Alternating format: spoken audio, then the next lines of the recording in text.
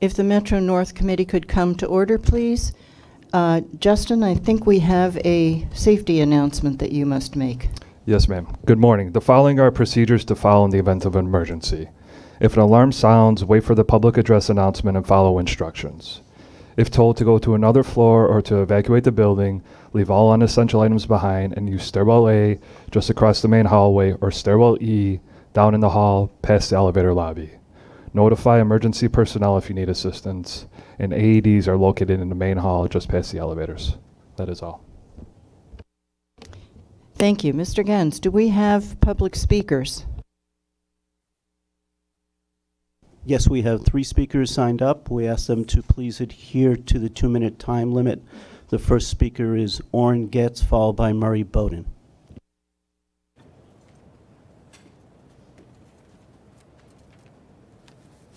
Good morning, ladies and gentlemen. My name is Orrin Getz. I'm Vice Chairman of the Metro North Rail Commuter Council. Metro North needs to build a new rail station on the Port Jervis line at Woodbury Common. Simon Properties is planning to make a large expansion of Woodbury Common, and the train station is very recommended not only by State Senator James Skoufis, but also by Governor Andrew Cuomo. Metro North should work with Simon Properties to make the building of this train station at Woodbury Common a private-public partnership. I also understand that the area around Woodbury Common is a non-attainment area environmentally, so there's a strong need to build a train station at Woodbury Common. When Metro North Pascack Valley Line Express train, the second one, was canceled in June, we were notified that that train would be restored in January of 2019. Well, it's 2019 now, and we'd like to find out when Metro North will get its train back. Please speak to New Jersey Transit and follow up on this issue with Kevin Corbett, the Executive Director, to find out when our trains will be restored.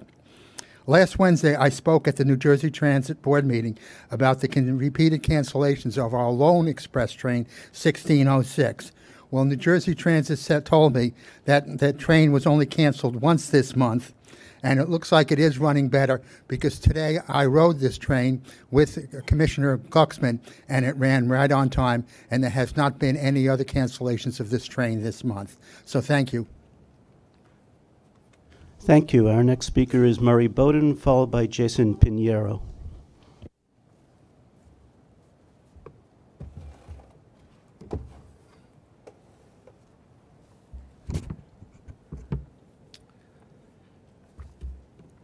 Governor Cuomo did something quite historic a few weeks ago.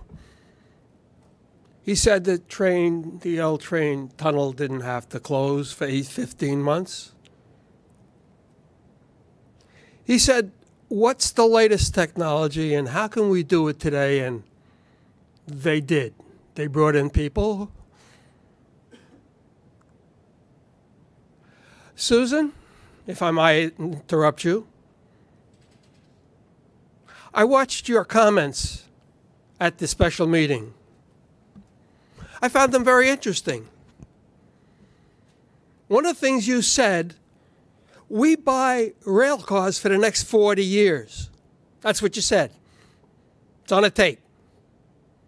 The only problem is you're buying the same rail cars you bought 40 years ago, which are not appropriate today. The governor said, what's the best rail car to buy today? The best rail car is an open car, doesn't have a cab on each side. It's not a married pair. I question whether or not you should be sitting there as chair when you don't realize that married pairs should not be bought anymore because they'll be here for 40 years. Now, who addresses that issue? The governor said, think differently, and you're not thinking differently. I don't think Metro North can afford to have you sit in that chair anymore. Our final speaker is Jason Pinheiro.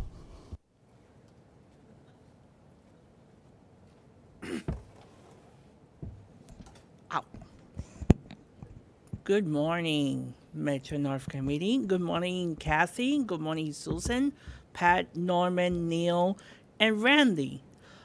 This month, I've been pretty much touring Metro North territory. I started off in New Rochelle. There's no audio announcements when trains arrive.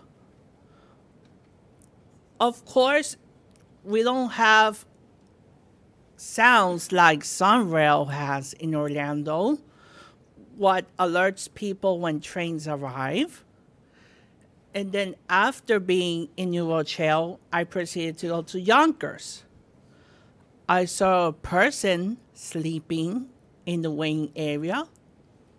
I assumed that was a homeless person.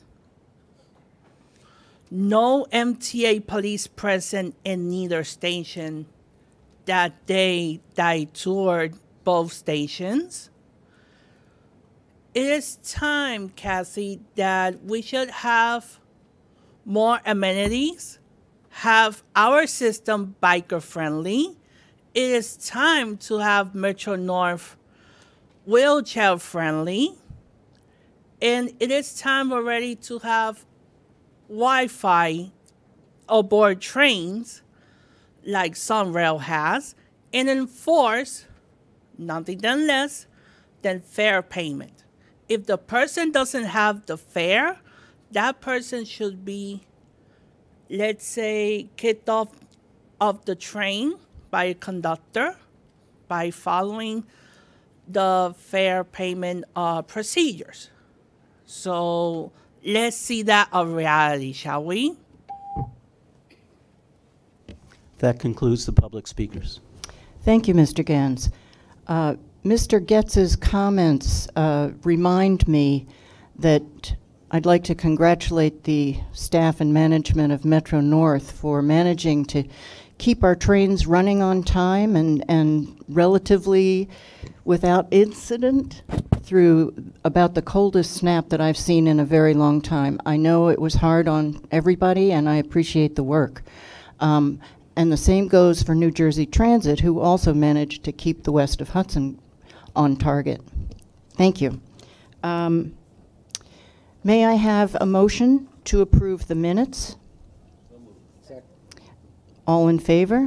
Thank you. The minutes are approved. Changes to the work plan?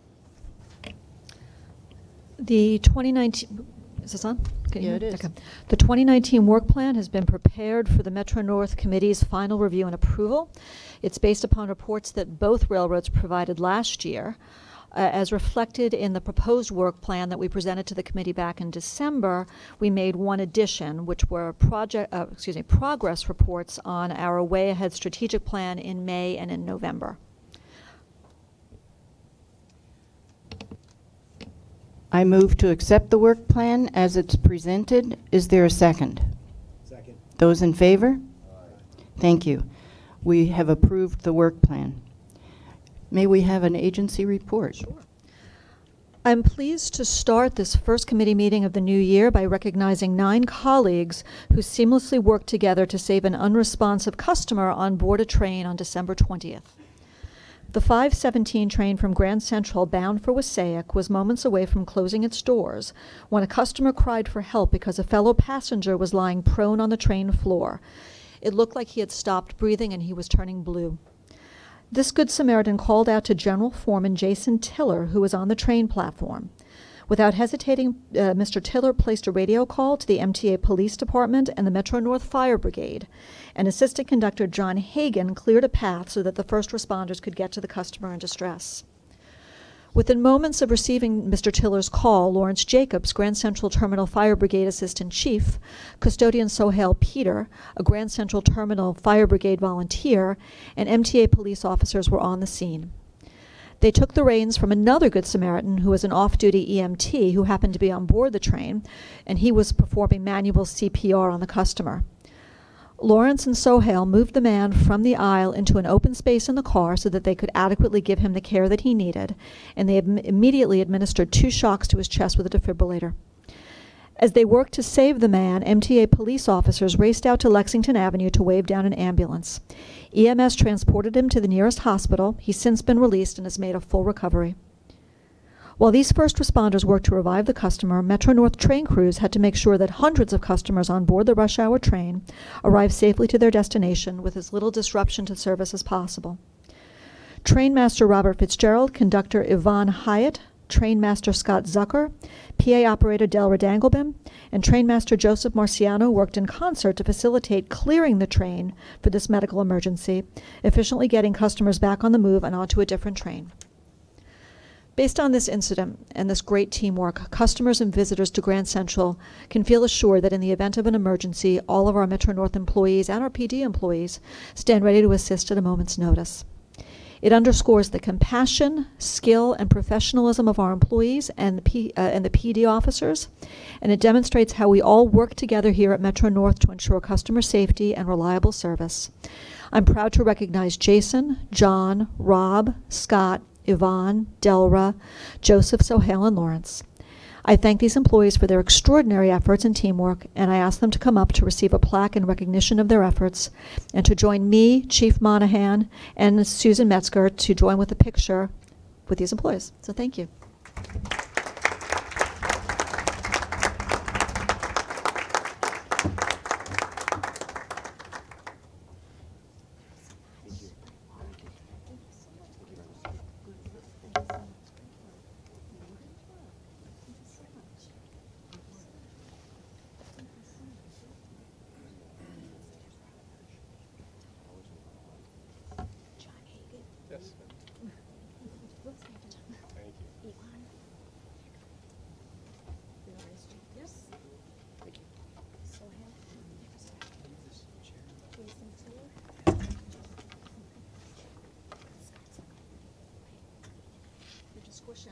Yeah, yeah. Where do you want us? Oh. Yeah, absolutely.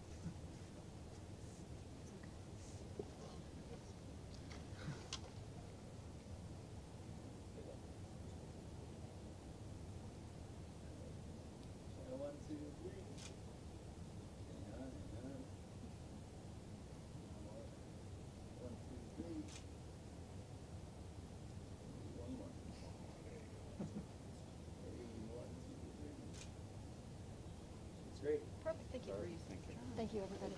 Thank you very much.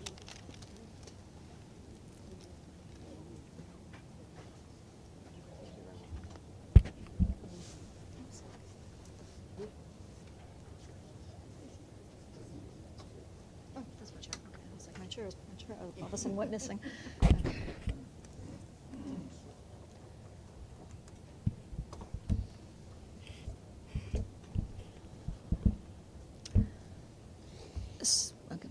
So while we're recognizing people, it is my pleasure, but with actually great sadness, that I am called upon to recognize Fred Chittister, who is going to be retiring at the end of this month.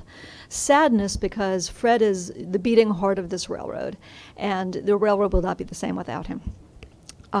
He has been here since 1983. He's a friend, he's a colleague, and he's someone who's made his presence known for more than 35 years. Fred started out humbly, like many of us do, handling many jobs from ticket seller to train master. If you know Fred, the man with the steely determination, but also so friendly that he will show you pictures of his grandchildren, Fred has always been destined to lead. He held consecutive positions of district superintendent of New Haven, Stamford, and Croton-Harmon, and then he served consecutive roles as superintendent covering Hudson and west of Hudson. So Randy and Susan know Fred very, very well. He became well known for his deft handling of New Jersey transit issues and of the other railroads using our tracks, ensuring that west of Hudson's service met Metro-North standards. While Fred was in that capacity, every morning we would receive an email featuring a historic railroad photo, the current weather on the other side of the river, and a famous quote. In 2016, Fred became the director of Grand Central Terminal, which is the jewel in the Metro-North crown, where we finally got more face time with him. Fred is a 2006 Metro North President's Award winner, a 2008 MTA Chairman's Award winner, and a 2010 Team Excellence Award winner. He has contributed the best of himself to our railroad over these 35-plus years. Now, about a year and a half ago, Fred was just on his way home from work, looked out the window, and happened to see a third rail burner on an adjoining track. That's what Fred does. Fred is the eyes and ears of this railroad. We hope he continues to be the eyes and ears of this railroad, even in his retirement. We wish him nothing but the best, to him, his family, his wife, Danielle, who's also a Metro North employee who is here today. And I would like to call him up to thank him in person for everything that he has done for the railroad.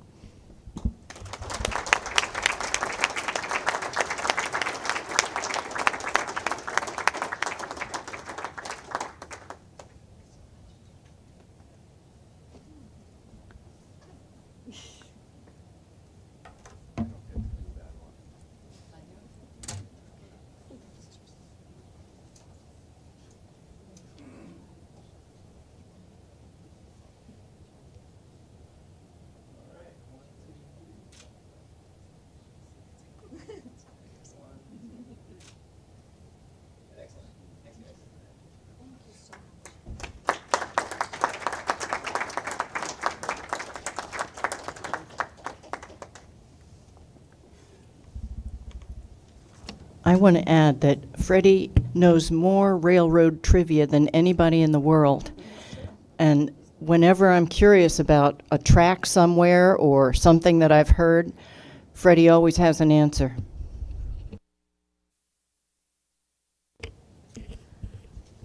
Continuing with my remarks, on the safety front, I've been pleased to advise the committee that Metro North has been awarded a grant of up to $2.3 million from the FRA to support PTC communications testing. We were awarded the grant, which is part of the Consolidated Rail Infrastructure and Safety Improvements Program, for our proposal to establish a test lab to help the railroad efficiently investigate radio interference issues and to improve PTC functionality along the Northeast Corridor. The test lab will be comprised of a series of network computer stations, and it will simulate how radio spectrum will operate and mitigate potential interference problems. The spectrum will be used by all passenger railroads that operate in the Northeast Corridor, and for that reason it's essential to understand how railroads can most effectively communicate with each other and avoid interference. As we have mentioned on several occasions during our PTC briefings at this committee, radio interference is one of the issues that we are focused on as we move ahead with full PTC implementation. The test lab will support our efforts to move ahead and ensure ongoing service reliability. I want to congratulate our PTC team on this achievement, and we're going to continue to aggressively look for ways to improve our performance as we roll out PTC across the territory. A couple more items. We've made some progress on our way ahead strategic plan, so there's a couple of items that I want to highlight for this committee. MTA Real Estate earlier this month closed on property near Croton Falls Station for customer parking. So this is a project that's been underway for several years now. So I want to actually take the opportunity to thank not only our partners at MTA Real Estate, but our planning department, our capital program department. Any number of people have touched this project over the years. It's a property acquisition that was approved by the board last year, and now we're going to begin the process of constructing a surface parking lot with approximately 450 spaces and the ability to add an additional 200 spaces at a later date. One of our key elements of Way Ahead is to improve our customers' day-to-day experience, and we're pleased that we can take some of the hassle for our Upper Harlem customers in finding a place to park. The other thing I'd like to highlight this morning is a recent cleanup that we undertook in the Bronx near Bullard Avenue, which is north of our Woodlawn Station on the Harlem line. In cooperation with New York City's Department of Sanitation, our forces spent 9 days removing a total of 47 tons of waste that was dumped on our property. Items included automobile parts, food containers, household trash, and all types of construction debris, To prevent illegal future dumping at this location, we're in the process of installing 900 feet of 12-foot-high chain-link fence along Bullard Avenue. In addition, a 900 feet of guardrail will also be installed to protect the fence from being damaged. The installation of the fence is scheduled to be completed by February, weather permitting, and the guardrail will be installed in the spring. I want to thank our Maintenance of Way Department, our Environmental Compliance and Service Department, our contractors, and our partners in the city for working together on this important initiative. And the photos are really pretty remarkable. Yes, Neil? Kathy, where exactly is this? North of Woodlawn Station on the Harlem line. North of Woodlawn Station. Okay. And finally, I've got one more picture for you. As part of the Harlem line, I'm sorry, it's not Harlem line, Harlem 125th Street Station improvements, we recently installed new LED lighting to highlight existing artwork on the Park Avenue Viaduct above 125th Street. It's a project that's been in the works for a while, and it looks absolutely beautiful. The lighting complements lighting that we added around the station building area last year. Upcoming station improvements at Harlem 125th Street include new restrooms and ticket office facilities, waiting room improvements, and additional plaza lighting under the viaduct. And those improvements should be ready in the spring. I now want to turn the floor over to Tom Mitchell, who is going to give an update on another Way Ahead initiative to improve customer communications. Good morning. We want to provide an update on our initiative to enhance current station platform signage, electronic signage, that was initially installed to provide ADA announcements and regulatory issues. This is pretty old technology, and we're basically only able to provide limited variable information on that. So working with our CNS department and IT department, we've been able to increase the ability of that variable messages that we can display on those. And I think, Mark, is there? Yeah, there you go. So what we've done is basically you see on the left, we can only use those for good service. So there was just a message we can give and a date, and that was not very customer friendly. And we received a lot of negative comments about that. So using cellular technology and updated technology, we were able to, on the right, convert those to real-time information, providing the next 3 trains and our new ETA estimate of status. Those currently, there will be deployed at 41 stations. Currently, we have 11 done on the Hudson line, 1 on the Harlem, and we're beginning on the New Haven now. We should have those done by end of February, mid-March. Thank you very much.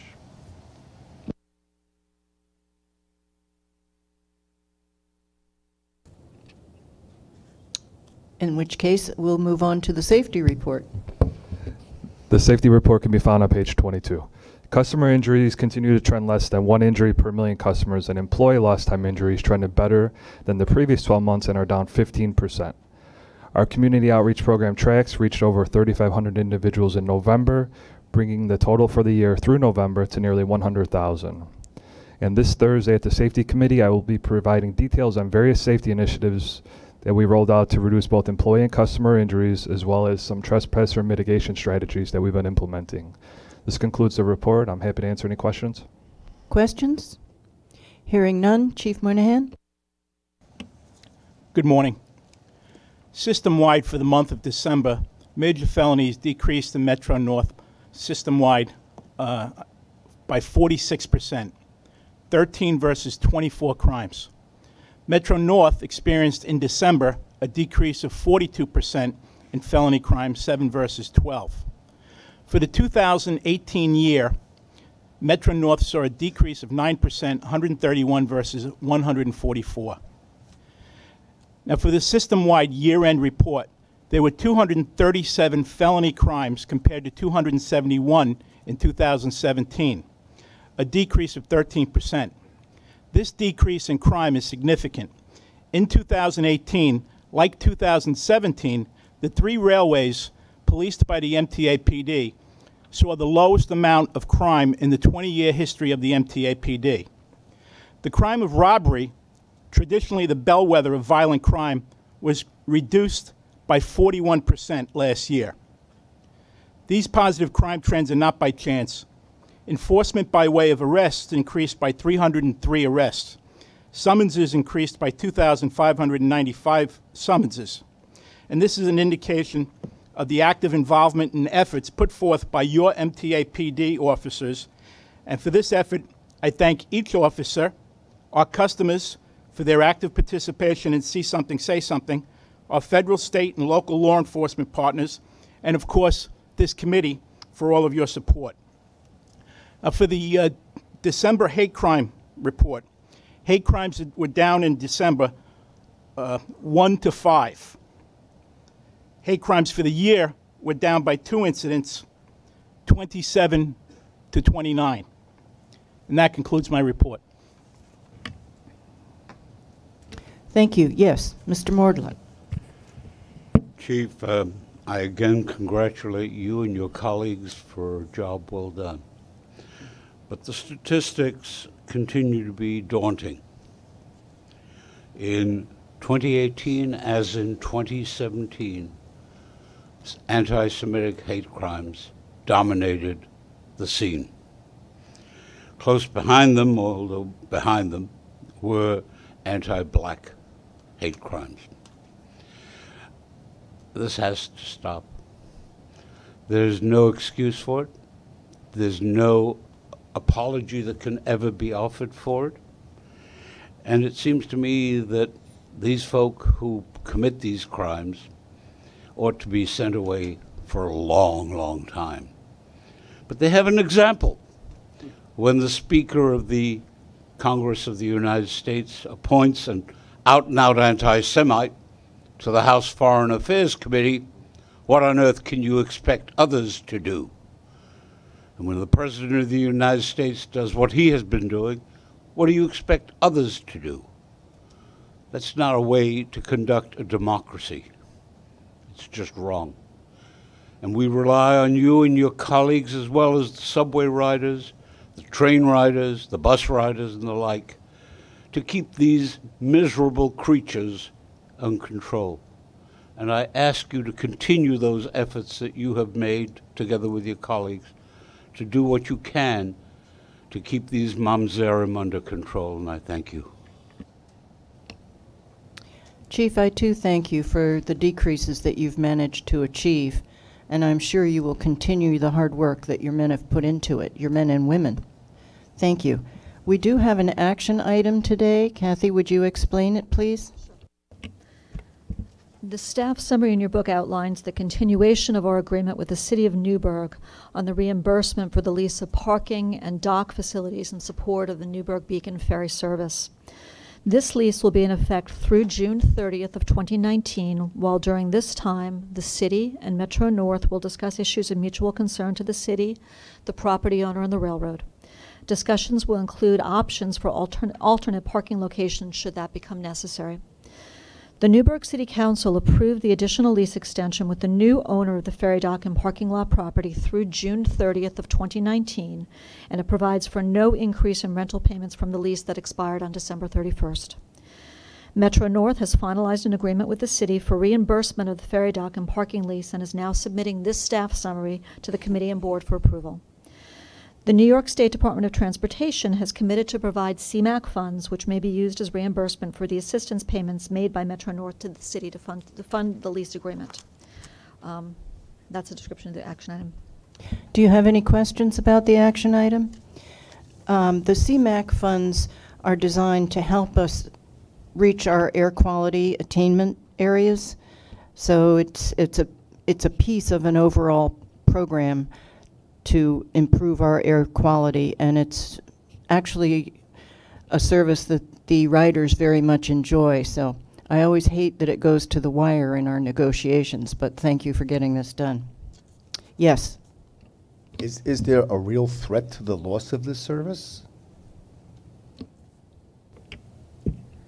At this point in time, I think we're just continuing negotiations with respect to issues related to the location of the parking and the dock facilities. I mean, these conversations have been ongoing for several years. Mm-hmm. They kind of ebb and flow over time, but I don't, at this point, as I sit here today, do not see any threat to the continuation of the service, no.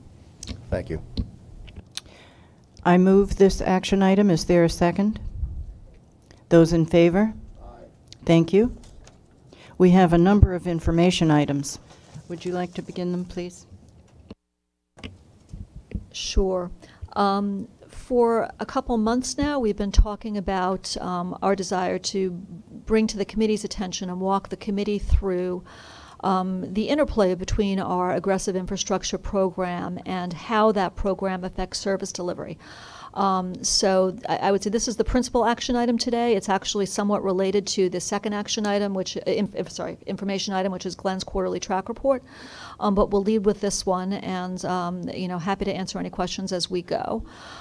We have talked about, I think, probably since late summer, how our infrastructure program last year, affected our on-time performance.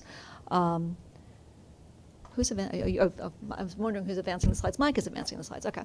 So what we're going to talk about today is what factors generically affect Metro North's on-time performance. We're going to talk a little bit about how we did in 2018 and why, and specifically the impact that the 2018 infrastructure program had upon our on-time performance and service delivery generally. And then we're going to talk about our strategies for improving on-time performance in 2019 while continuing to pursue our infrastructure program aggressively. So what affects on-time performance? The two principal things that affect on-time performance are scheduled events and non-scheduled events. So scheduled events include capital projects and the routine maintenance work that we perform on the right-of-way. So that includes, as we note here, tie installations, rail replacement, surfacing, switch installations, sort of the routine maintenance that we do, that we schedule ahead of time.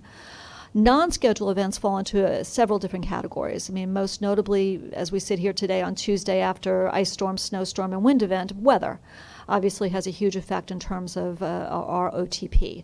Trespasser incidents, police activity, signal failures, broken rails, which is another thing that you tend to experience when it's very cold. Rolling stock failures, any one of those things that occur out of the blue will affect our OTP. In a very simplistic way, infrastructure work affects our OTP comparable to how construction work on a highway would affect your ability to get from point A to point B. Infrastructure work will cause us to have to impose reduced or restricted speeds. It takes tracks out of service, and you will have a cascade of delays if there is traffic volume that tends to build up because of those lane closures. I'm going to turn the floor over to John now to speak a little bit about how we did in 2018 and why. Our goal last year was 93%. We did not make that goal. We finished the year at 90.1%. But I think the story of how we did over the course of the year, I think, is very telling, and I think is helpful as we sort of discuss our look ahead for 2019. Okay, 2018 was a very challenging year for everyone, our customers and our employees. On the table, you can see we started off the very beginning of the year on January 4th with a major bombogenesis blizzard that actually disrupted service only for 2 days, but it affected a large number of trains. And then on subsequent days, as we continued to dig out of that major snow event, we had a good number of trains 6 to 10 minutes late. You can see in February, where there was no significant snow event, we operated at a very respectable 96.3, over 3 percentage points above our target. March again, we had a major snow and wind event as well as tornadoes that impacted our OTP, but we still operated at 91.3. The major impact for that event was on our upper Harlem line, where we had several hundred poles damaged, power poles damaged. You can see in April, with no weather event and really not a major start to our infrastructure work, again operated above goal, close to 95%. May, unfortunately, we got struck with tornadoes across the region again. As Neil recalls back in the spring, the railroad actually recovered in a much faster way than the region did. And that just shows how well Metro North responds to these types of events and how important we take our service delivery to our customers. End of May is really when our peak infrastructure work begins, right after Memorial Day. And the first major project that we initiated for the first time in the 28 years I've been here, and I think Mr. Hayden is the only one that was here that actually did it before, was a major undercutting project on the New Haven line That actually started the Tuesday after Memorial Day and continued on through the first week of October. Basically was lowering the vertical height of one track in a 4-track area. To actually get that work accomplished, it required 2 out of the 4 tracks to be taken out of service, reducing our capacity by 50%. And in addition to that, during off-peak periods, there was a 3rd track that had a significant speed restriction with what we call a Rule 22 to allow our MW forces to operate safely via new FRA adjacent track protection requirements. Then basically June, July, August, and September, going all the way through October, you can see in the comments there, we had major projects on all 3 lines, 2 on the Harlem, 3 on the Hudson, and 5 on the New Haven. And we actually accomplished a significant amount of capital work, both for New York State Capital Program, as well as in Connecticut for the comprehensive Connecticut Capital Program. Once the infrastructure program wound down, we were into November, which is our historic slippery rail season. We actually did pretty well during that season. We didn't lose any large number of equipment. We had, again, a significant increase in 6 to 10 minute train delays that we reported on back in November and the December meetings. And then December was kind of a mixed bag.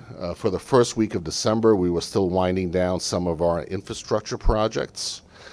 And as noted in my operations report highlight, the infrastructure work basically completed on Saturday, December 8th. So from the 8th through the end of the month, we actually operated above goal at 96.1% with regards to OTP. That trend actually continues through January. We actually improved an additional 0.5 percentage point. And in January, for the first 3 weeks, we're operating at 96.6%, even with the significant cold and snow event we experienced over the last 3 days. So that kind of provides a general overview on how we did in 2018, and it's basically a summary of what we've discussed at previous committee meetings.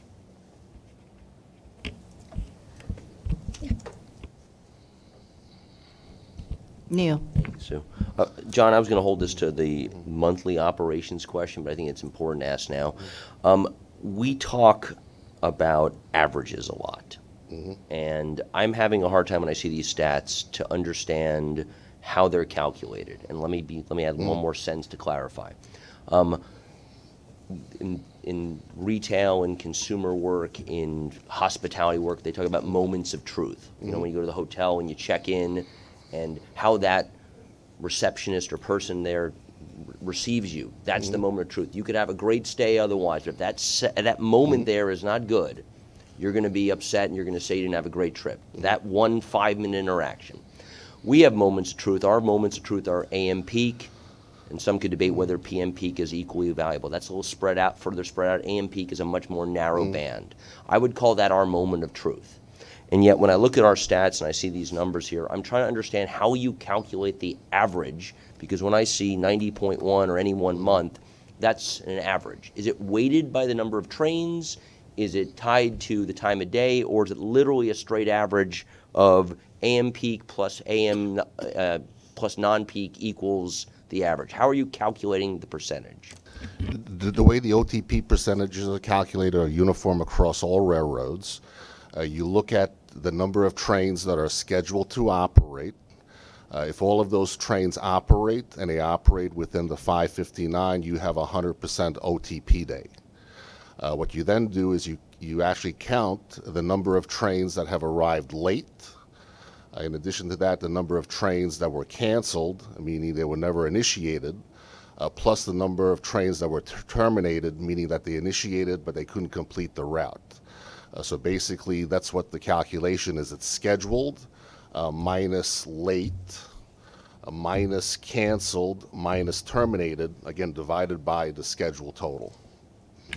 One quick follow-up. So that's across all the trains, you're not taking AM peak plus, so AM peak, let's say that's a number of 50%, and off-peak was 100%. The average is not 75%. It's all the trains. It's all the trains scheduled to run in that time period. Treated equally. Treated equally, that there is no averaging across periods. Mr. Mordler. Now I am confused. You are deducting from the number of trains the number of trains that are canceled and the number that are terminated. Oh, interesting. Correct? For example, if we have 100 trains scheduled and we had 2 that were late and 2 that were canceled and 2 that were terminated, that's 6 trains that did not run on time. Right. So our OTP would be 94%. Oh, so they are a factor in the diminution of the OTP. Absolutely, because a train is a train, and if we don't deliver it. I just wanted to be sure of that. Well, now I have a question. That's okay. It's early. We'll be here all day. I understand how it's calculated, but I don't understand whether you do it each day and then take a sum or an average, or do you then look at the total number of trains for the month? All right. The way it's done is uniform, and if it's a daily OTP, it's the total number of scheduled trains for the day. When you do the monthly OTP, it's the total number of trains for the month. When you do the annual OTP, it's the total number of trains for the year. So it's not an average of the individuals. It's the total number of trains scheduled and the percentage of those that operate at all and on time. And that's uniform not only through the U.S., but across the world? As far as I know, yes. As far as you know, okay. As far as I know, yes. Moving on. So we're going to do just sort of a brief line-by-line review. So the Harlem line was actually our most consistent performer for the year. Paradoxically, although it was the line that was hardest hit by the storms, especially on the upper Harlem. But what we had done in the spring was adjust the schedule significantly in the off-peak, as you'll recall, to be able to reflect the work that needed to be done in the White Plains project. Because we made that significant schedule reduction, we actually performed fairly consistently throughout the year, and it was our strongest performer at 91.8%. And there are some pictures in terms of what the upper Harlem pole situation was. This was March. There was some significant work that needed to be done up there, and actually that continues into this year. It was quite something. The Hudson line. So there were some major projects on the Hudson line. We continued our Superstorm say that 10 times fast. Superstorm Sandy work. As well as our cyclical tie and rail replacement and our rock slope remediation projects. I think the Hudson line was our big disappointment this year. We finished at 90%, which is good, but over the summer we were in the low 80s, which was really very, very disappointing. We had not reflected this work and the volume of work in our schedule, and it actually showed in terms of the reliability of our service last summer. There's a picture of what it takes to do the rock slope remediation work. It's quite an intensive process. The New Haven line, there is a tremendous amount of work going on the New Haven line, both on our side of the line, but more significantly on the Connecticut side of this state line. John's already talked about the undercutting work and the impact that had upon our performance. There's also a major undergrade bridge replacement project near Stamford. I think this group is familiar with the Walk Bridge replacement that's scheduled to begin later this year and continue through 2021. There are myriad activities associated with the Walk Bridge project that were occurring last summer. There are also bridge repairs at Sound Beach and Tomac near Old Greenwich, and then the continuation of the many-year-long catenary replacement project on the Connecticut side of the line. Again, we did not make any schedule adjustments on the New Haven line to our detriment, and our reliability suffered as the result, especially because of the undercutter. We've said internally, and I think we've said to this group, that that really was the straw that broke the camel's back, because of the tracks out of service in the most congested portion of the New Haven line, 2 at all times, and then a 3rd in the off-peak, and that really very, very much decreased our operational flexibility, and it showed in terms of the reliability of our service on the New Haven line. And there's a picture of the undercutter. So I'm going to turn the floor over to Mike Schiffer, who's going to give you a little bit of an explanation with respect to the impacts on running time that are caused by certain types of track outages. So, Mike? So this summer, there are expected to be several affected blocks or construction zones, if you will, on the New Haven line. And each one of these zones has the ability to impact running time by up to 5 minutes. The diagram that you're looking at here kind of breaks down the impact of a typical zone on the New Haven line. In this diagram, New York is to the left and New Haven is to the right, and this is a segment of the New Haven line from Stamford to New Rochelle. And if you look, just to tell you the story about how a typical train is impacted by running time, looking at the diagram on 1A, basically this year trains will need to decelerate through the interlocking to switch over. And we're assuming for the moment, for this diagram, that you've got a block out of service. That is, a section of track is out of service. And so we switch the trains to the inner track, and we have special plates, what we call bridge plates, to enable people to board at the affected stations to go over the track that's out of service. And so here you see 3 stations that are potentially affected by bridge plates. In this example, Old Greenwich, Riverside, and Cos Cob. And a train coming from right to left, going inbound, would slow down, would lose 30 seconds during that period, and furthermore, we expect an additional 30 seconds due to the effects of PTC, positive train control, where the train would start braking further in advance, and we base that estimate on experience of other railroads, particularly in this case SEPTA outside of Philadelphia. So the train slows down, it loses a minute slowing down and going through the interlocking, and then the train needs to stop based on what's called Rule 22A. It's a new rule that causes the train to have to stop at the working limits of the work zone, and the engineer needs to call the mobile unit for permission to continue on past the affected area. So that costs a minute. And then as it makes the stops at the various stations, when there are bridge plates, as you may be aware, having ridden the trains, it takes a little longer to berth at each of those trains because you have a slower approach and precise alignment at of the doors at those locations. And then for express trains moving through that area, they are affected as well because they need to move through at a slower speed than the normal maximum operating speed that they come through. The same thing goes for locals that might not stop at those stations normally. And then finally, the train goes back to its normal switching onto its normal track, and it loses 30 seconds there. So basically what we're saying here is in this case, you're typically losing up to about 4 minutes, 4.5 minutes per work zone. We're going to talk a little bit about the number of work zones expected. I think in this case we're talking about 2 in one direction and 3 in the other, but it just lays it out how this is affected. And we know this by taking apart the train performance data and looking at that as we design the new schedules to try to get a more accurate representation, if you will, of what will actually affect the train's running time going through these areas.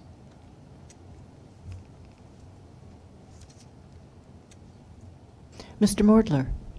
Let me preface this quickly by noting that I have the utmost confidence in the President.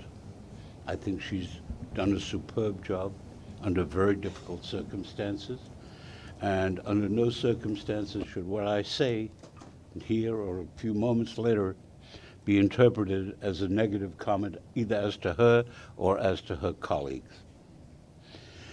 How many of these things are done at night, Mr. Schiffer? I'm going to turn it over to my colleague, Mr. Hayden, who actually does a lot of the work here. So the short answer is we do as many as we can at night. Undercutting, for example, we started during the day, and our schedule impacts were so intense that we switched to night.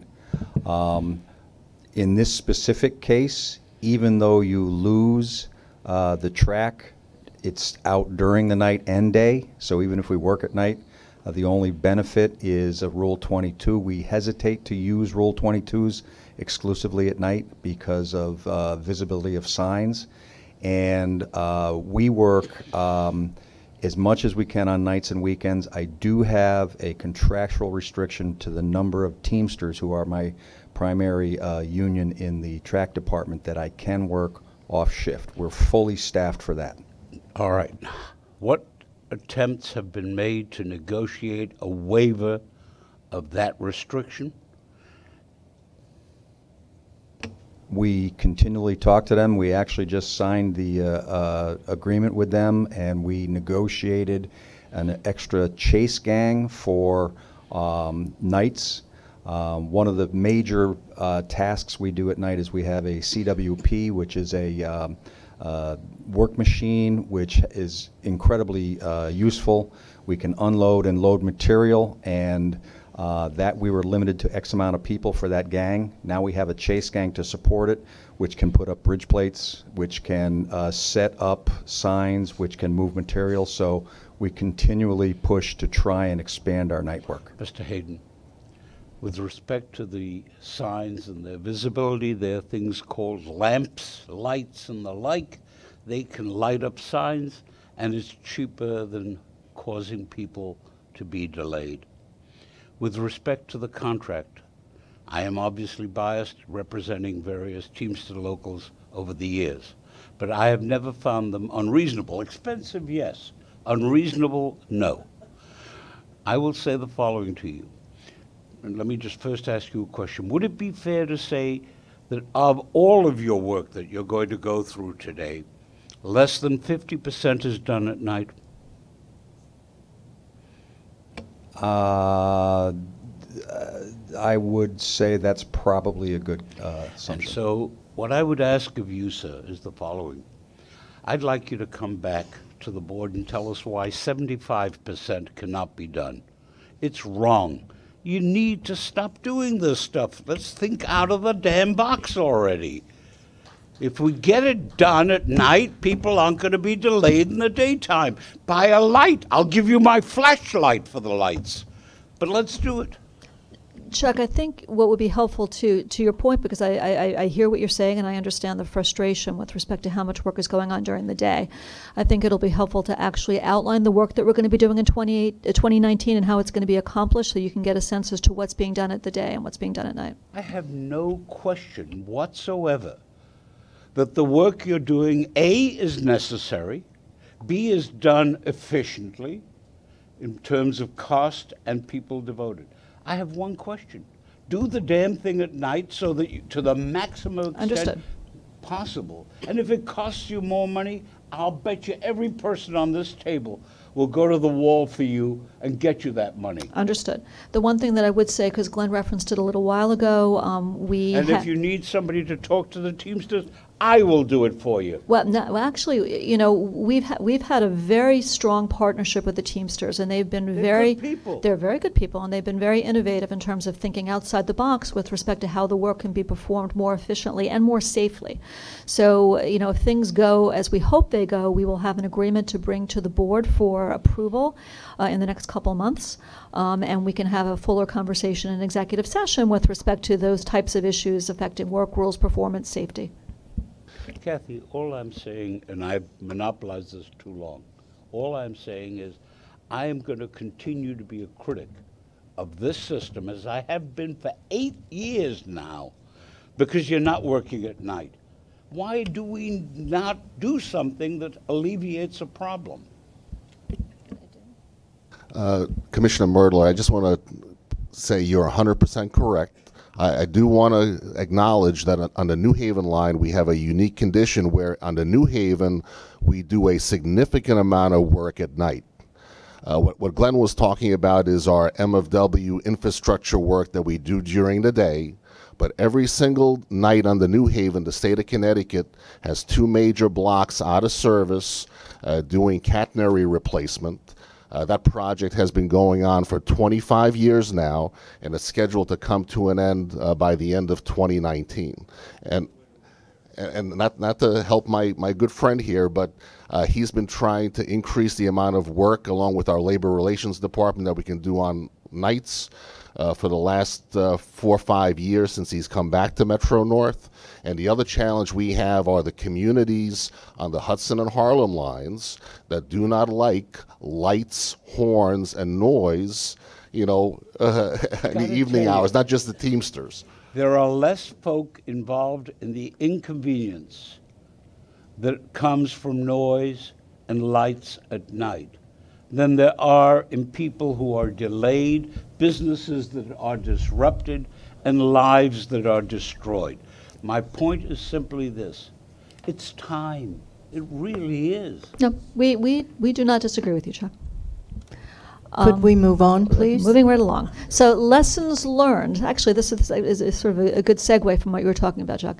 Balance is key to delivering safe and reliable service. I think for those of you who've been on this committee for a while, we cannot sacrifice the important infrastructure work for purposes of improving our OTP, because the safety of our infrastructure is paramount. So it gets to be a balancing act that management needs in their assessment to come up with an infrastructure program that we think that we can support, that pushes the envelope, frankly, with respect to the pace of the infrastructure work, that prioritizes the improvements, that preserves operational flexibility wherever possible, and that is nonetheless mindful, to your point, Chuck, of customer impacts, and that we take efforts to minimize those to the maximum extent possible.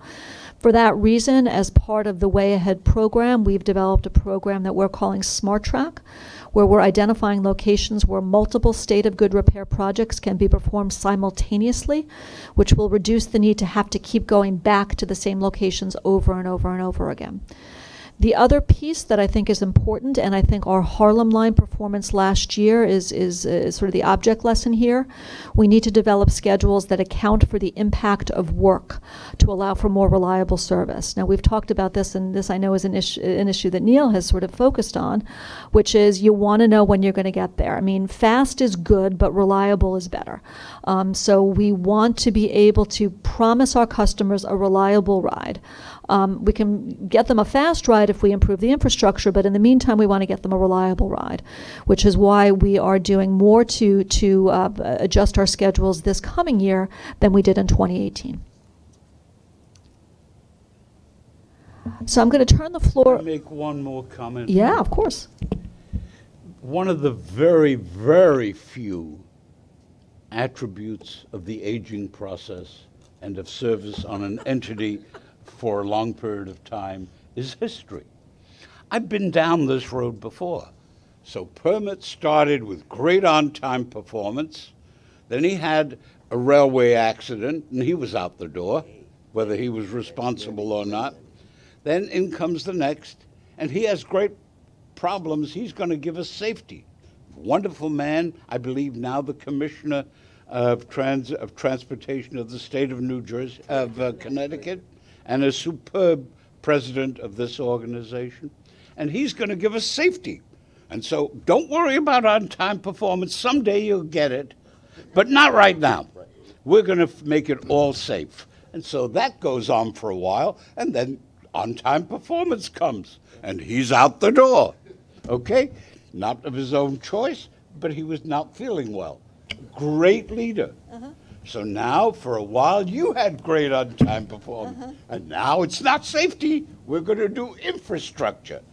You've got to level it out. This can't go on. No, that's right. That's why we're here, actually. Marie, we want the whole package. Well, that's right, and so do I. I mean, I think. Well, let's tell us how you're going to get there. So here we go. So this is all right. So cutting to the chase. So we're going to talk a little bit about what's on the agenda for 2019 in terms of infrastructure projects, and then the schedule adjustments that are going to be necessary to support the reliable service that's going to take place during that time period.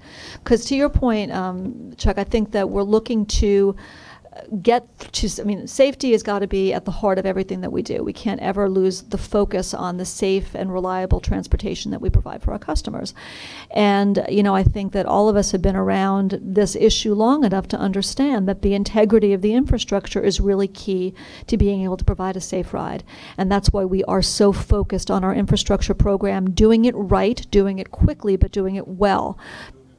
And doing it at night to the extent that we can. Absolutely. We're the Way Ahead program is focused on improving the customer experience, and to the extent that we can push that work into the evening and have less of an impact during the peak and the off-peak during the day, absolutely, no question about it.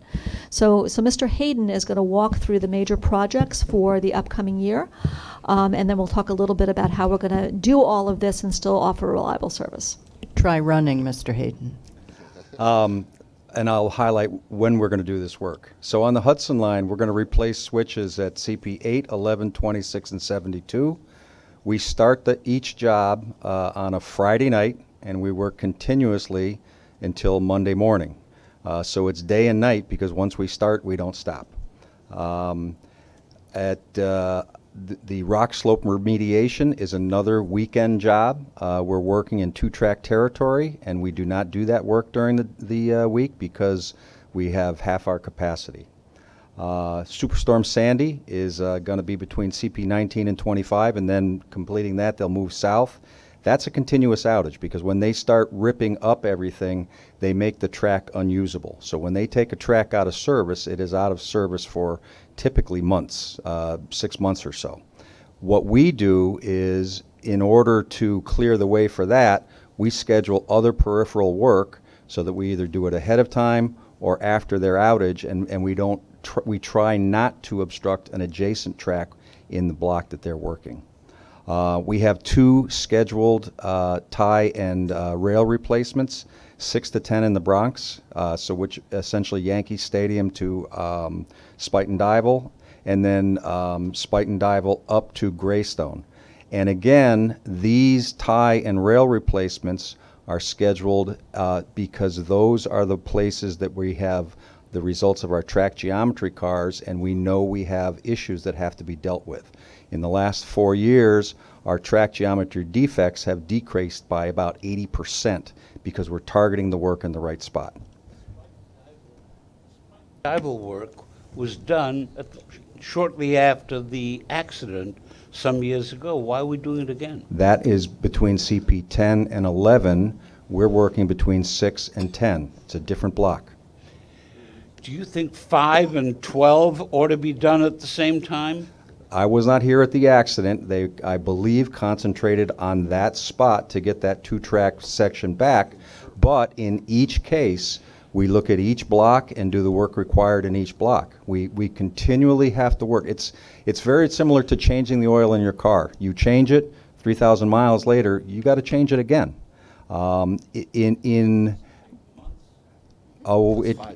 It's taken a long time. That, when we get to state of good repair, that doesn't mean we stop. That means that we are just at a steady state in terms of our activities.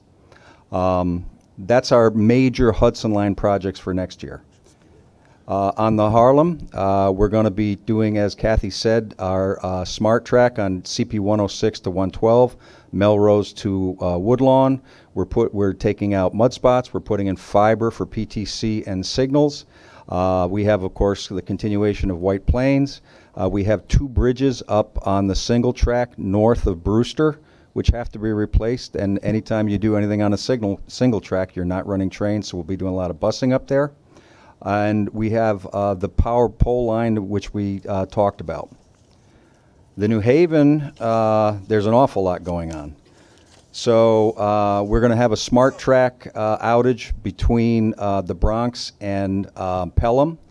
We have a lot of mud down in the cut there, bad rail, bad ties. We're going to be changing all that stuff out on one of the tracks. We will be renewing ties between Rye and Greenwich. There is an outage for the state of Connecticut Sound Beach and Tomac. They're on their final bridge replacement. Under that outage, we'll be putting in new miter rails and timbers on Coscob Bridge. We're doing that system-wide. one of the biggest and most impactful projects will be the Atlantic Street Bridge replacement. When CDOT does that work, they will be taking 2 tracks out of service continuously. So beginning in our low ridership time around next 4th of July, we'll have continuous outages throughout Stamford. They are also setting up by putting in the new CP 243, which will help with walk just east of the walk drawbridge. I would like to tell you that the 248 to 257, our rail renewal, that rail is Old New Haven rail from before World War II, which was taken out of service. The ends cropped off. It was re-welded and put back in. We'll be taking that out finally. Its time has come. And then last, the catenary job up east at Devon, they're putting conductor rail on track 3 on the bridge. That will effectively kill the Waterbury branch, and we'll take advantage of that outage, go up there and put in ties and rail and surface. And last year we had our record day. We put in over 1,100 ties in one day on the Waterbury branch. So we're looking forward to some really good production up there. We consulted with any of the known engineering schools to look at possible alternatives to this? This looks like you're out of business for half the time. Alternatives to working? Use your mic, please. Have we looked at any alternatives to, as you put it a moment ago, we have outages all over the place, both in just taking the Hudson line between Yankee Stadium and Spuyten Duyvil is one you just mentioned a minute ago. Is there an alternative to an outage? Is there some temporary or alternative fix? Are you prepared to tell this board there is categorically none? Track time is a resource that we can use to run trains or to fix the track. We cannot not take tracks out of service. What we are doing is we are morphing our work so that our work lasts longer. We've replaced about 65% of our grade crossings in the last 5 years. We are putting in composite ties, galvanized OTM, and new rail so that it has a longer lifespan.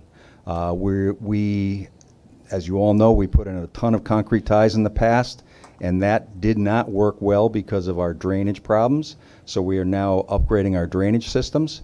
So we are doing what the railroad industry does and trying new things and using them to the extent possible. Mr. Hayden, please forgive me, Madam Chair. No, I understand.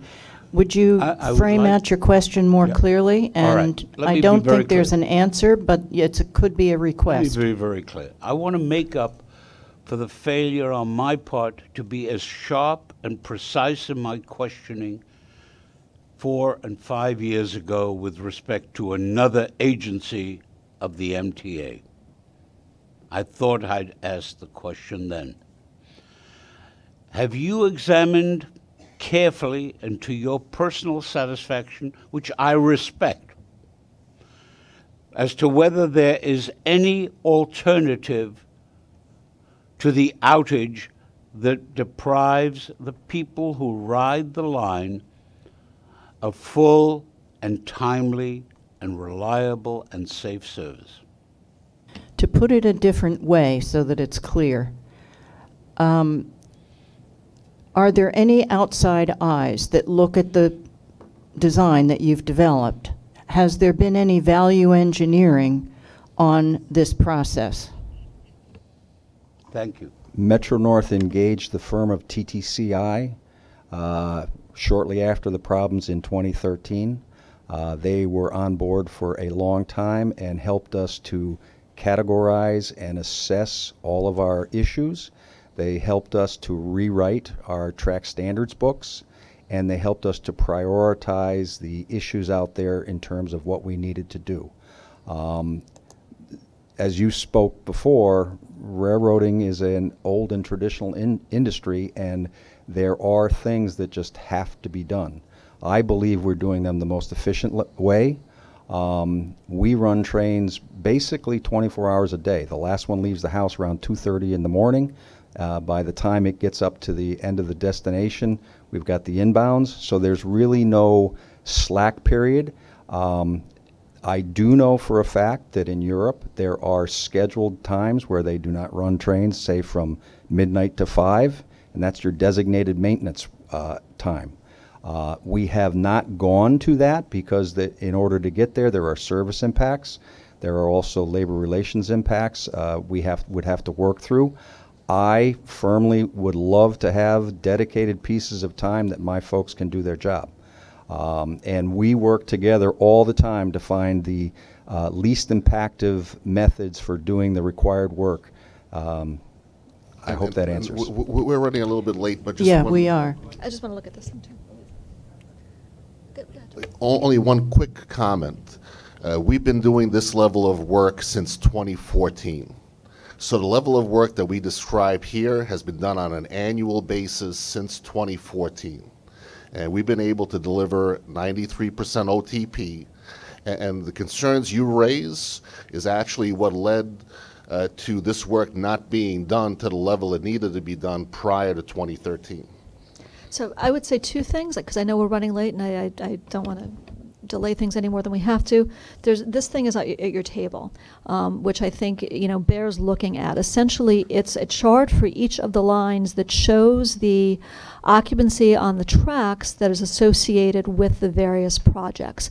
So I think it shows, I think it depicts in a very visual way what the impacts are in terms of the various bits of work that we've been doing throughout the territory. I think to John's point, I think that, and I think this is the segue into the conversation about the schedule. We have, since reducing the OTP to accommodate the work back in 2014, 2015, been providing fairly reliable service. We've met our OTP goal pretty much every year, except for last year when we pushed the envelope in terms of the infrastructure work. So we are very focused in terms of trying to come up with that balance. It's a managerial priority. We cannot lose focus in terms of the infrastructure work, but at the same time, we cannot lose focus in terms of the impact that it's having on the customer experience, and coming up with a reliable schedule and a reliable program of work is extremely important. I have no question, if I may, on that. What I would like to ask you to consider is bringing an outside set of eyes to take a good hard look as to whether there are any alternatives at all. Consider it and let us know. Sure. I mean, I think the one thing that I would say, Chuck, is it really depends upon the project that you're talking about. So if you're talking about like a bridge replacement project, it's going to have a certain type of impact. If you're talking about something that's going to require track to be dug up, it's going to have a particular impact. But, that being said, there may be certain kinds of projects that could be delivered differently, and we can certainly consider different ways of looking at that. Moving on. So, so the next slide actually probably puts a lot of it into perspective as well, to address some of the concerns in terms of what is the net impact of this work. That is, what's the net effect of the work on the schedule itself? Because what we're talking about isn't necessarily a service outage, it's track outages. So people still will retain service and the level of service that they expect in terms of not cutting the service. But instead, if I go by line, the Hudson line, for example, is expected to have additional schedule adjustments of 2 to 7 minutes to adjust reliability. And what that typically means is the train will leave the outer terminal between 2 and 7 minutes ahead, depending on which train it is, what time of day, etc. And it will arrive at Grand Central at basically the same time it is typically currently scheduled to operate. The Harlem line is expected additional schedule adjustments of 1 to 5 minutes to enhance reliability total. This is through the construction period, April to July, and then probably through the summer. And finally, the New Haven line has more significant changes. However, the inner New Haven line schedules, that is from Stamford on in, are expected to see 4 to 8 minute longer schedules, again, depending on the train, depending on the time of day, and these are worst case scenarios from the outer end. Further in, you will have less of an impact. And the outer edge of the New Haven line, that is from Stamford all the way to New Haven, are expected to have 5 to 12 minute longer schedules. And again, the longer schedule is further out, lesser so further in. So that's the net effect, if you will, of the ambitious work plan, and then that takes us to the conclusion. All right, so the one thing that I would say is the first schedule adjustment is going to be in April, the second in July, so you will be seeing the typical schedule adjustment memo that you typically see as an information item next month.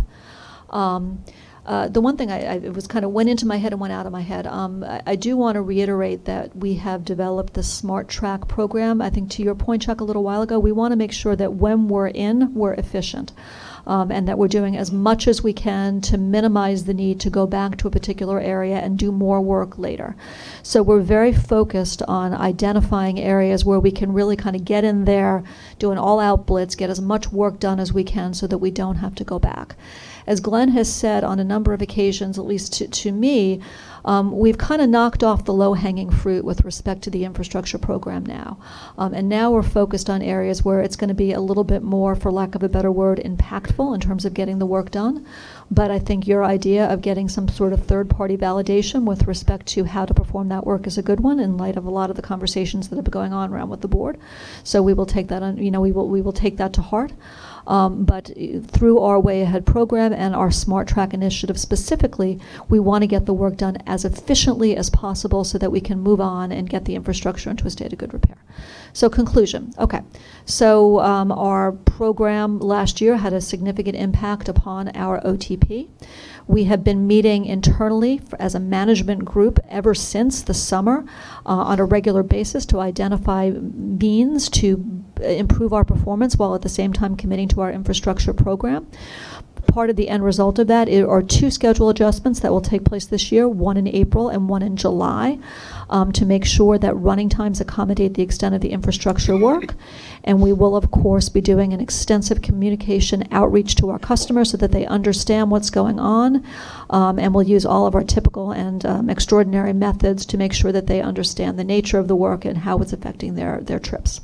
And I guess that concludes the formal presentation. Are there questions? Veronica, you had a question about whether or not management was going to be discussed.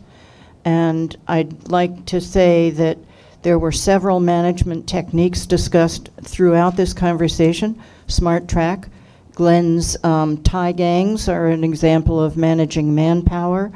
So if you still have that question, I'd like specifics on what it is you would like to see.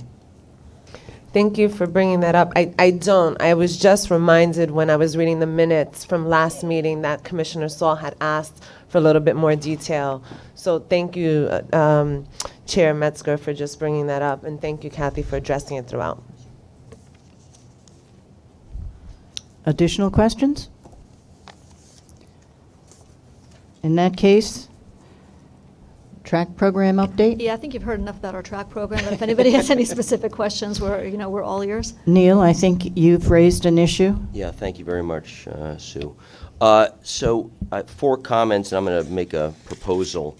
I do thank you guys for the infrastructure presentation. I think you've been discussing this program, and we have been discussing in this setting often the impact on on-time performance and the 4 major contributors you've mentioned many times. I will say I'm very happy in many regards that we are able to have this conversation, because it says, to Chuck's pendulum swinging point, that the pendulum has swung. Safety has been reinstituted as a part of our culture. I commend the defector to Connecticut as well as Kathy Rinaldi for that, because that leadership you both have shown in just in your presence here as part of that, shown in reinstituting safety, is paramount. And as I've mentioned, virtually in every meeting I've been here at the MTA, I was personally affected by that accident at Spuyten Duyvil. So I'm glad we're able to have that conversation.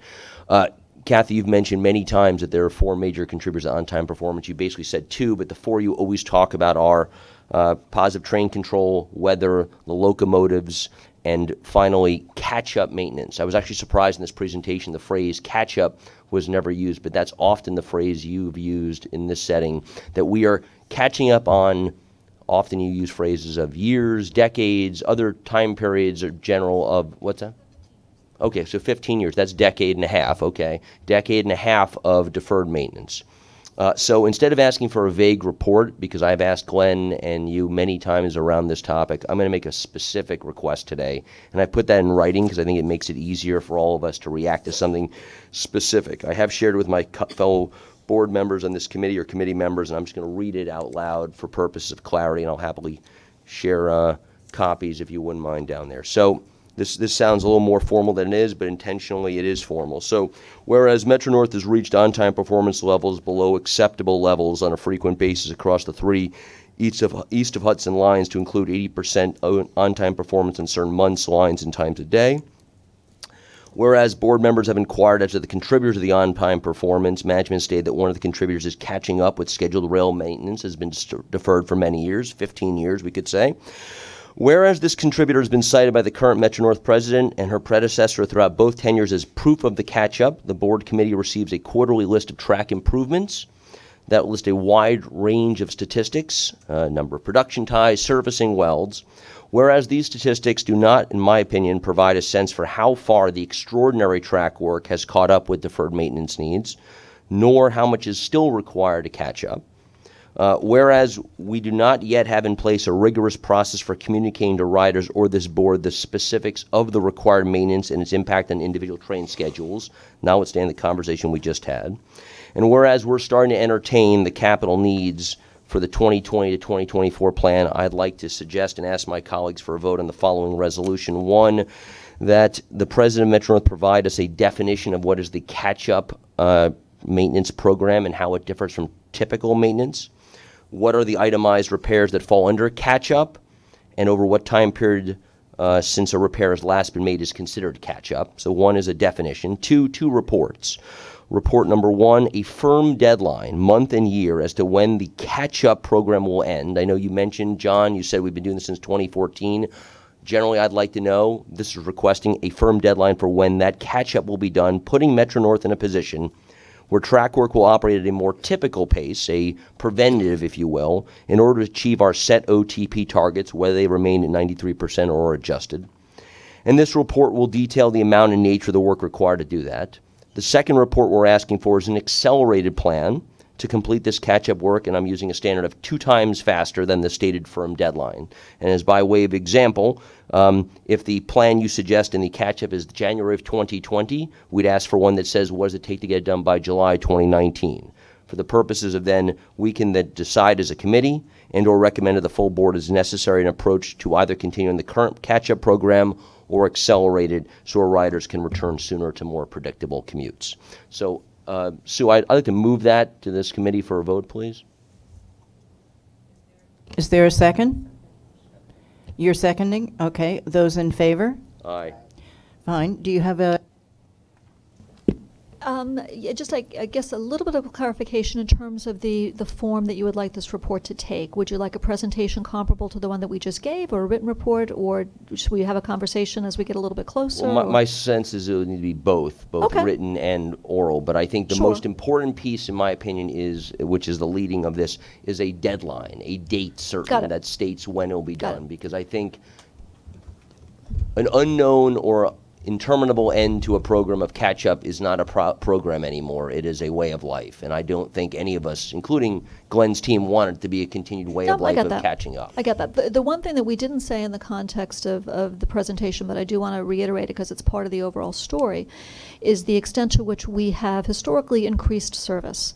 The increases in service over the last, whatever it's been, 6 or 7 years, has definitely had an impact in terms of our ability to perform the maintenance work. So just as a data point, as Tom Prendergast would say, I think that's an important data point because the increase in service is something that needs to be taken into account with respect to our ability to take tracks out of service to perform routine maintenance. So just what didn't come through in the PowerPoint, so I did just want to make that point. And there's no question that we have added service at different times. I recall many years ago when I was a nightly commuter, we had a 7:53 and then a 9:04 to Garrison.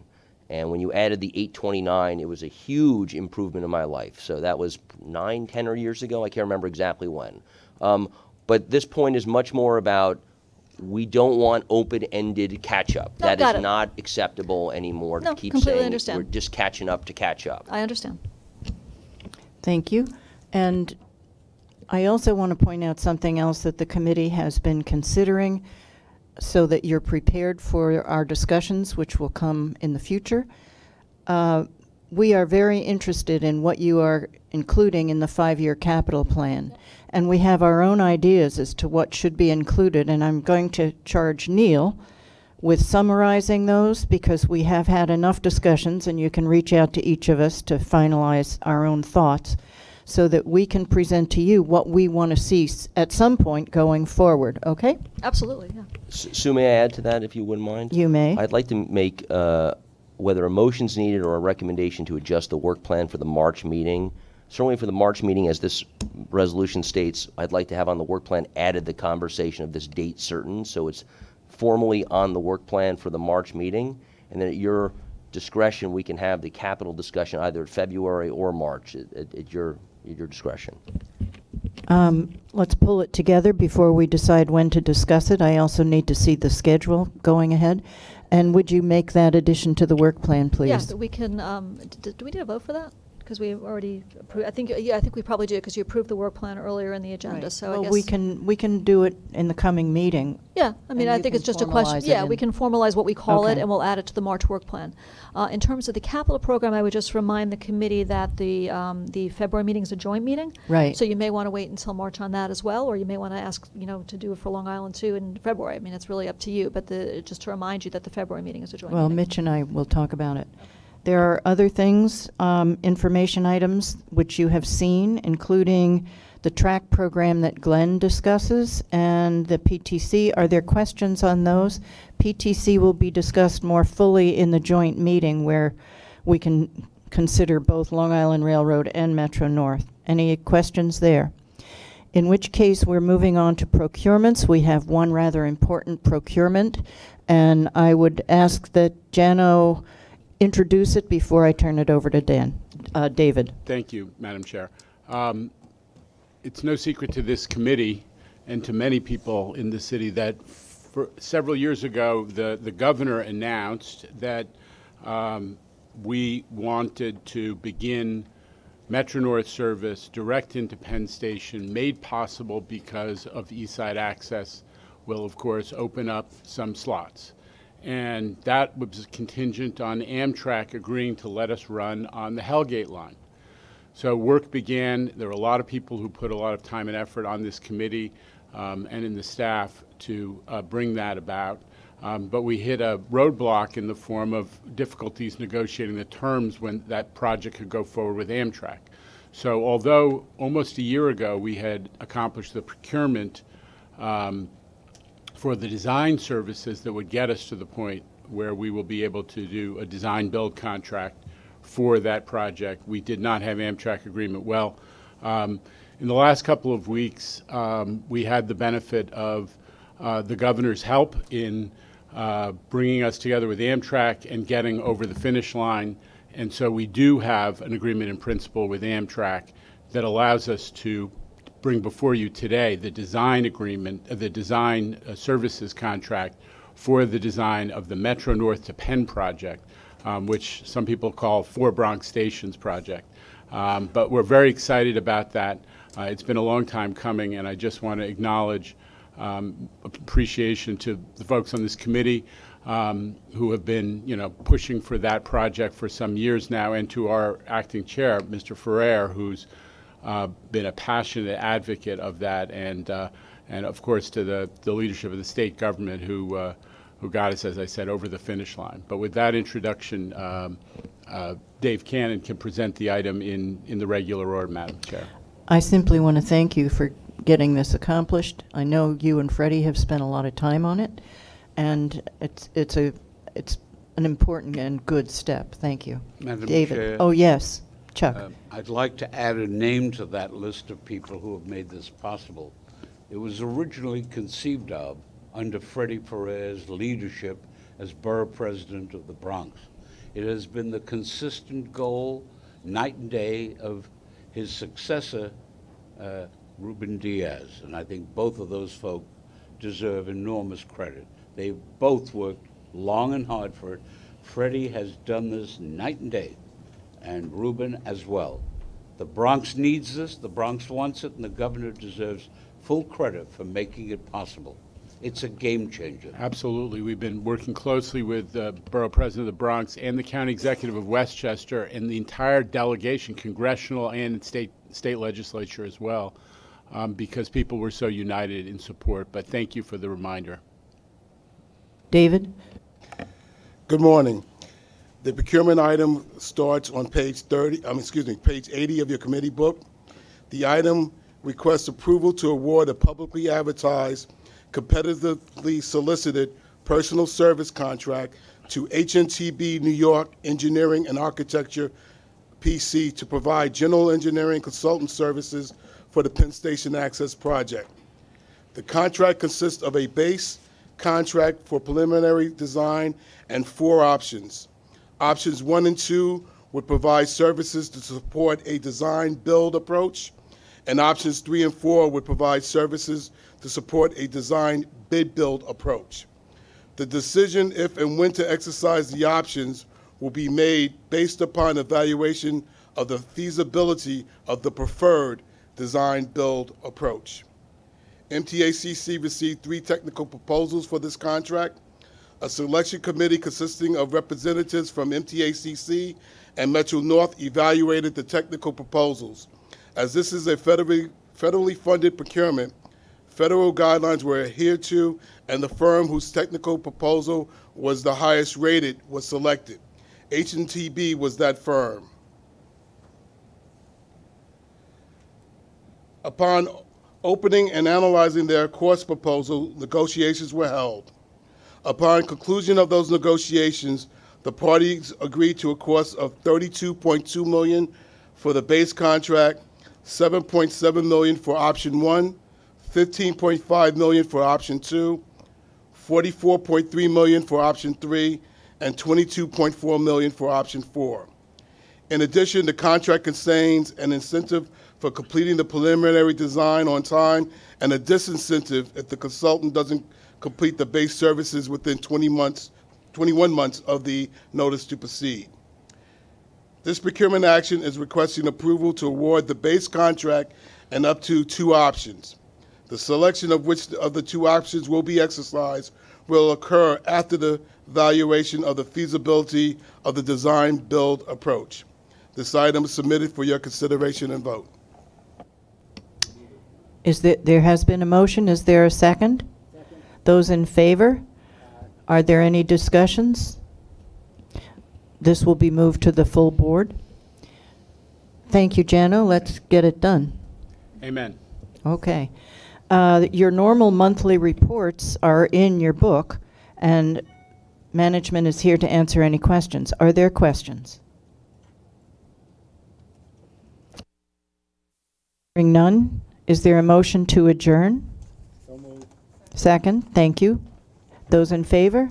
We are adjourned.